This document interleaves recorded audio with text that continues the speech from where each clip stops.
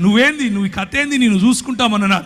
RSS వాళ్ళు, VHP వాళ్ళు నాకు ఈమెయిల్ రాసేవాళ్ళు, నువ్వు ఏ మార్గం గుండా వెళ్తున్నావో మాకు తెలుసు, నువ్వు ఎట్లొస్తావో మాకు తెలుసు, నువ్వు ఎప్పుడు ఇంటికి చేరకుండా ఎప్పుడు సస్తావో కూడా నీకు తెలియకుండా చేస్తాం అని అనేవారు. ఇలాంటి పరిస్థితులు.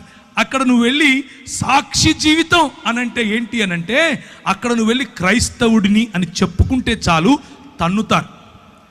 క్రైస్తవుడిని అని చెప్పుకుంటే చాలు చెప్పుతో కొడతారు. అలాంటి పరిస్థితులు.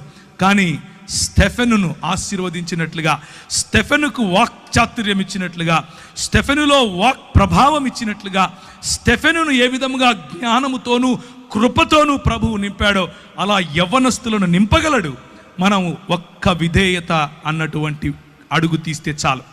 నా జీవితం ఆ రోజు పరిశుద్ధాత్ముని యొక్క తాకిడితో మారిపోయింది. పరిశుద్ధాత్ముడు నా జీవితంలో తెలియని అగ్నిని రగిలింపజేశాడు. పరిశుద్ధాత్ముడు నా జీవితంలో